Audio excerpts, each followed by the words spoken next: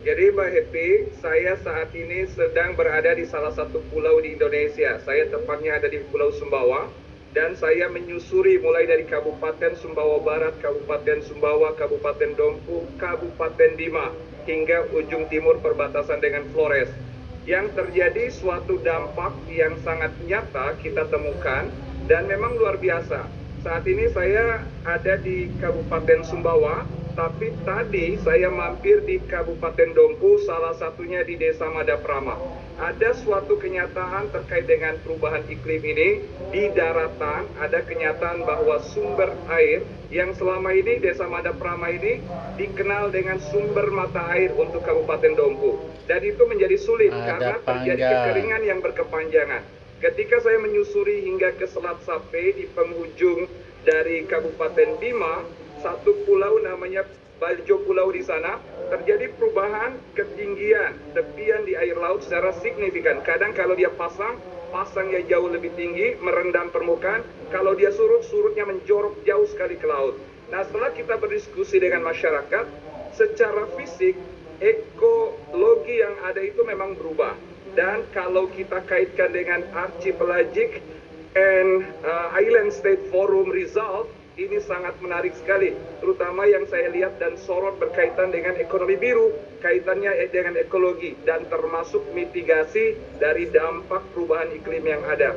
Mbak Happy, rasanya masyarakat kita tidak terlalu happy melihat kenyataan hari ini. Nah, masyarakat kita ingin ada upaya yang signifikan, terutama dari tata kelola maritim kita.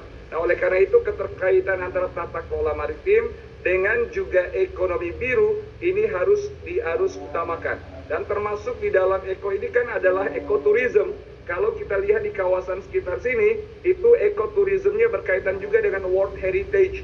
Di Labuan Bajo, di sana ada Pulau Komodo, ada Pulau Rinca, yang di sekelilingnya itu sudah mulai terganggu dengan resiko lingkungan, dan itu disumbangkan dengan adanya unsur atau penentu dalam perubahan iklim kita. Nah, rasanya ke depan upaya ini juga harus diukur dengan dampak yang tidak hanya fisik ekosistem, tapi juga fisik masyarakat berkaitan dengan kesehatan, dan itu dampaknya dua sekaligus tuh, Mbak Happy.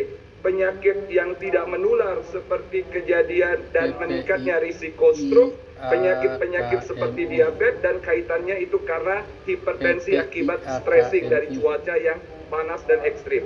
Tetapi ada juga karena adanya hembusan angin yang tinggi, adanya perubahan suhu dan kelembaban yang menurun, resiko penyakit dengan agen penular seperti nyamuk, dan juga adanya penyakit malaria, juga adanya penyebaran tuberkulosis karena adanya faktor cuaca, ini meningkat, terutama di daerah-daerah endemi tuberkulosis.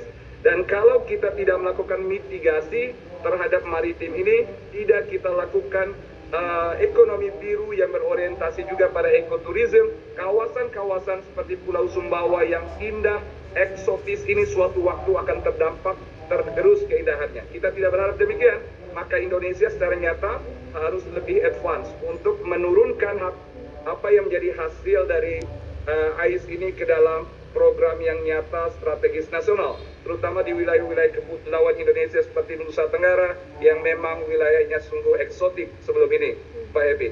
Baik, nampaknya